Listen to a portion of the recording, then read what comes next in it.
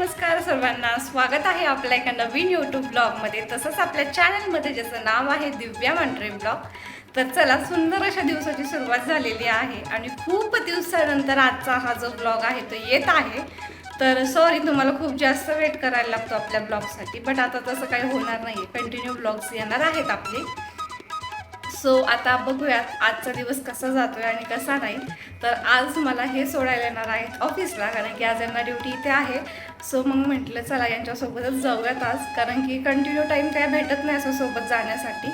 तर म्हटलं आज जाऊयात सोबत आणि थोडंसं फिरणं पण होतं आणि भरपूर अशी कामं पण आहेत. तर मग बघूयात आज काय होतं. आज आपल्या घरात एक नवीन गोष्ट येणार आहे.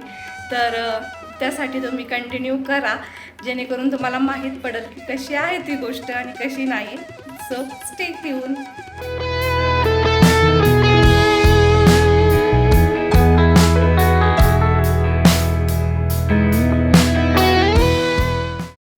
आज आपण बनवणार आहोत भेंडी फ्राय. तर म्हटलं चला तुमच्यासोबत पण मी रेसिपी शेअर करते, कारण की खूप सोपी अशी रेसिपी आहे बरं का ही, आणि पटकन अशी होती आणि खूप क्रिस्पी आणि खूप टेस्टी अशी लागते. मुलांच्या टिफिनला जर दिली ना तुम्ही छोट्या, तर नक्कीच तो टिफिन कंप्लीट होऊनच येईल. तर अशी उभी आहे ना आपल्याला भेंडी कट करायची, पातळ पातळ, म्हणजे जसे की फ्राईजसाठी आपण कट करतो त्याच टाईपमध्ये उभ्या उभ्या चिरायची आहे. आणि अशी थोडीशी झटकून घेतली की जर सपोज जाड थोडंसं बी जर असेल तर ते खाली पडून जातं. शक्यतो आपण आहे ना कवळीच भेंडी घ्यायची आहे. मी तरी कवळीच आणली होती, पण एखादी अर्धी किती नाही म्हटलं तरी पण थोडीशी भेंडी तशी येतेच. तर मग मी ते थोडीशी झटकून घेतलेली आहे आणि एका कढईमध्ये तेल टाकून घेतलेलं आहे मी. थोडंसं तेल चांगलं कडकडून द्यायचं आहे आपल्याला. थोडं कडक झालं की मग त्याच्यामध्ये आपल्याला भेंडी कट केलेली मस्त अशी टाकायची आहे आणि तेलामध्ये छान अशी फ्राय करून घ्यायची आहे, कडक कडक होईस्तोवर. आता जी मी काही भेंडी फ्राय करते त्यामध्ये मी काहीच टाकत नाहीये, फक्त तेल टाकलेलं आहे आणि भेंडी टाकलेली आहे. ती मस्त अशी फ्राय केली की खूप क्रिस्पी होती आणि क्रिस्पी होईस्तोवर आहे ना ती आपल्याला आहे ना फ्राय करायची आहे. नंतर आपल्याला मसाला वगैरे सगळं टाकायचं आहे. आणि बघू शकता इथे मी टाकून घेतलेली आहे पूर्ण. आणि टाकताना पण थोडीशी झटकून टाकली की त्याच्यात जर बी राहिलेच एखादं अर्ध तर ते मग जातातच निघून, त्याच्यातले काही राहत नाही. जसं की तुम्ही बघितलंय, मी तुम्हाला पुढे पण दाखवतेय की कसे त्या बीज वगैरे निघतायत. हे बघू शकतात तुम्ही इथं जेवढ्या काही जाड-जाड बी होत्या त्या पडलेल्या आहेत आणि ते मी फ्राय करायला सुरुवात केलेली आहे. आता तुम्हाला थोडंसं आहे ना क्लिअरिटीचा इश्यू येत असेल, पण आहे ना तिथं माझं जिथं किचन आहे तिथे थोडं ऊन चमकतं, तर त्यामुळं असा इश्यू होतोय. तर बघू शकतात तुम्ही इथं छान अशी फ्राय होत आलेली आहे भेंडी. आता तुम्ही म्हणताल जळाली आहे, जळाली नाहीये. तर जर जशी फ्राय होणार आहे तसा-तसा कलर चेंज होतो, भरपूर जणांना माहिती आहे. आणि इथे मी आहे ना शेंगदाण्याचा कूट घेतलेला आहे. थोडासा जाडसर घ्यायचा, म्हणजे छान लागतो तो दाताखाली आल्याच्या नंतर. याच्यामध्ये मी मीठ, घरातला काळा मसाला, लाल मिरची, हळद, थोडंसं मॅगी मसाला असेल तर मॅगी मसाला टाकायचा आणि धना पावडर टाकायची आहे. ते पूर्ण मिक्स करून घ्यायचं आहे आपल्याला. तोपर्यंत एकीकडं माझी जी काही भेंडी होती, तर ती आहे ना फ्राय होत होती. तोपर्यंत मग मी इकडं मसाल्याची पण रेडी तयारी करून घेतलेली होती. कारण म्हटलं मग कसं होतं, सकाळची गडबड असते आपल्याला आणि गडबडीत थोडंसं विसरून जातं आणि त्या कूटमध्ये मीठ पण टाकायचं त्यावेळेसच ॲड करायचं आहे. आणि बघू शकता तिथं छान अशी फ्राय झाली की मग तो पूर्ण मसाला जो काही आपण बनवलेला आहे, तर तो टाकून घ्यायचा आणि छान अशी फ्राय करून घ्यायची. आणि टेस्टला जर म्हणताल ना तर एवढी भन्नाट लागते ना, तर बास. आमच्याकडं ही सोडून दुसऱ्या भेंडीची पद्धत तर बनतच नाही, कारण की यांना ही पद्धत खूप जास्त आवडते. मी एकदा ट्राय केली होती ही भेंडी आणि त्याच्यानंतर जी आवडली आहे, त्याच्यानंतर काही वेगळी भेंडी, भरलेली भेंडी वगैरे होतच नाही आमच्या घरी. मस्त असं जेवण वगैरे झालं आणि आम्ही निघालो होतो ऑफिसला जाण्यासाठी. मी तुम्हाला म्हटलंच मगाशी की हे सोडणार आहेत आणि हे सोडणार असले की थोडंसं मज्जा येते बरं का गाडीवर फिरायला. कंटिन्यू ऑटोने जायला लागतं. आणि फायनली यांनी मला माझ्या ऑफिसच्या खाली ड्रॉप केलं आणि यांचं थोडं कॉलचं काम चालू होतं आणि बळच यांना आता ओढायला लागतं, आपल्या ब्लॉग्समध्ये येत नाही. ते म्हणतात, "तुला काय करायचं तुझं तू कर.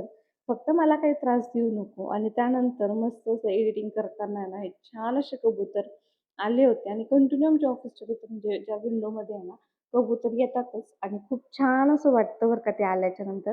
म्हणजे ते इकडं कुठं फिरत वगैरे नाहीत. त्यांना जर पाणी वगैरे जरी ठेवलं तरी ते पेत नाहीत. बट खूप छान असा व्ह्यू होता आणि मला खूप जास्त आवडतं ते. खूप छान खेळत होते. मग म्हटलं चला आपण पण शूट घेऊयात.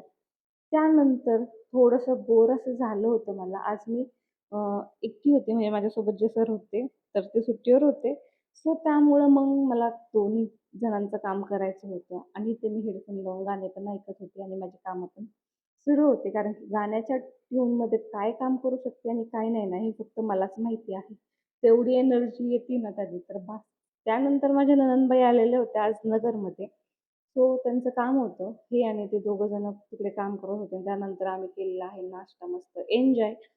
सो त्यानंतर परत ऑफिसला जाऊन बसली आणि त्यानंतर मग ऑफिस सुटल्याच्या नंतर निघाली होती घरी. 6 वाजले की घराकडे पाय कसे ओढले जातात ना, हे सांगू शकत नाही. प्रत्येक स्त्रीला माहिती आहे, की कारण की 6च्या नंतर जबाबदाऱ्या दुसऱ्या सुरू होतात. तुम्ही जेव्हा जॉबवाल्या आहेत ना ताई, त्या खरंच नक्कीच समजू शकतात. कारण की सकाळी 10 पर्यंत घरातले कामं आवरायची, त्याच्यानंतर परत जायचं, त्याच्यानंतर 6 वाजता निघून यायचं आणि कामं सुरू करायची आणि फायनली आज आम्ही आलेलो आहोत आपल्या घरासाठी कूलर घेण्यासाठी. आता ह्या या साइडचा छोटावाला कूलर होता गोल्डनमध्ये तो घेतलेला आहे बरं का आम्ही पण. आता बघा तर चला आत्ताच आम्ही घेऊन आलेलो आहोत उन्हाळ्यासाठी कूलर. आमच्या घरात कूलर नव्हता. आम्हाला लग्नामध्ये सगळ्याच गोष्टी दिलेल्या आहेत आणि त्यावेळेस मम्मीने ते बोलत होते की कूलर घेऊन देऊयात. बट मी त्यावेळेस म्हटलं की नको मला स्टँडवाला फॅन पण घेऊन दे. कारण की कूलरचं कसं की फायबरमधले नंतर हीट होतात आणि ते गरम हवा मारतात त्यामुळे मग म्हटलं नको. तर आता तुम्ही बघितलंच आहे आम्ही कूलर घेऊन आलेलो आहोत आणि कूलर घेतल्याच्या नंतरची खुशी माझ्या चेहऱ्यावरची तुम्ही बघू शकतात. कारण की स्वतःच्या संसारासाठी आपण दोघांनी मिळून कष्टाने जर कोणती गोष्ट घेतली तर त्या गोष्टीचा आनंद खरंच खूप जास्त असतो. म्हणजेच ती मम्मीने त्यांनी दिलं होतं त्या गोष्टींचं पण आम्हाला नाही का भरपूरशा गोष्टींचं महत्त्व आहे. असं काही नाहीये की महत्त्व नाहीये. बट ह्या गोष्टीचं थोडंसं वेगळं महत्त्व आहे कारण की भरपूरशा गोष्टी आपण करतो आणि स्वतःच्या याने घेतलेला आहे, स्वतःच्या कष्टाने आणि प्रत्येक गोष्ट आम्ही कष्टातून उभी करत आहोत दोघांच्या ह्याने, न कोणाकडून ₹1 मागता. म्हणून थोडासा आनंद जरा जास्तच आहे. आणि ज्यावेळेस मी तुम्हाला होम टूर दाखवेल ना, त्यावेळेस दाखवेलच की मला माझ्या लग्नात भरपूर असं सामान आलेलं आहे, जे की मला कोणतीच गोष्ट घ्यायची गरज पडली नाही. आता 3 वर्ष पूर्ण होतील आमच्या लग्नाला नेक्स्ट मंथमध्ये. तर तेवढ्या गोष्टी एकही गोष्ट मला विकत घ्यायला लागली नाहीये. आणि ही फर्स्ट गोष्ट आहे, की आम्ही आमच्या पैशाने स्वतःच्या विकत घेतलेली आहे. त्यामुळे जरा आनंद वेगळाच आहे. आणि एवढ्यात आहे ना भरपूर अशी गरमी होत होती. सो त्यामुळे म्हटलं आता कूलरशिवाय काहीच पर्याय राहिलेला नाहीये. कारण कसं होतं, की दिवसभर पण आपण काम करायचं आणि मग जर संध्याकाळी सुखाची जर झोप नसेल लागत, तर मग आपण जे काही कष्ट करतो ते कशासाठी करतोय असा पण प्रश्न पडतो. सो म्हटलं चला आज कूलरच घेऊन येऊयात आपण आणि कूलर खूप जास्त आवडला मला तर. सो मग आम्ही तो घेऊन आलो. हे बोलले होते, की दुसरा छोटावाला घेऊयात. बट माझं असं आहे, की कुठं गेल्याशिवाय मोठी वस्तू लागते, छोटी वस्तू मला काही आवडत नाही. मग म्हणजे मी असा विचार करते, की पुढे जाऊन ती गोष्ट आपल्याला भरपूर अशी कामात येत असते. म्हणजे ते कसं करतात, की थोडं आत्तापुरतंच विचार करतात. तसं माझं असं आहे, की लाँग टर्मसाठी मी विचार करते, की हां बाबा ही गोष्ट पुढे यूज होईल किंवा काय होईल आपल्याला. मग अशा गोष्टींचं असतं. तर चला भरपूर दिवसांनी आपला हा जो आहे तो व्लॉग आलेला आहे आणि भरपूर मैत्रिणींना माझा प्रश्न होता, की आपले व्लॉग्स येणार आहेत की नाही आता. ताईंनो गॅप होईल, पण आपले व्लॉग्स येणार नाही असं कधी होणार नाहीये. कारण की भरपूर असं तुमचं मला प्रेम भेटतंय. सो त्यामुळंच मी व्लॉग्स परत स्टार्ट करतेय. म्हणजेच काही थोडेसे हेल्थ इश्यूमुळेच बंद होते. बट आता ते पण सगळ्या गोष्टी सॉल्व्ह झालेल्या आहेत. सो म्हटलं आता इथून पुढे जोमाने सुरुवात होणार आहे आणि इथून पुढे तुम्हाला रोजच्या रोज व्लॉग येणार आहेत. कारण की आधी तरी 2-3 दिवसा मिळून व्लॉग यायचा, 2-3 दिवसानंतरच व्लॉग यायचा आपला. बट आता तसं काही होणार नाहीये. आता आपले व्लॉग्स डेली पडणार आहेत. म्हणजेच तुम्हाला आता डेली धमाल काहीतरी नवीन भरपूर अशा गोष्टी घेऊन येणार आहे बरं का मी. कारण की अजूनही कोणी चॅनलला सबस्क्राईब केलं नसेल तर करा. जेणेकरून मग तुम्हाला आहे ना भरपूर असे भारी-भारी व्लॉग मी तुम्हाला घेऊन येणार आहे. रेसिपीज म्हणा किंवा आर्ट अँड क्राफ्ट म्हणा, होम डेकोर वगैरे भरपूरशा गोष्टी.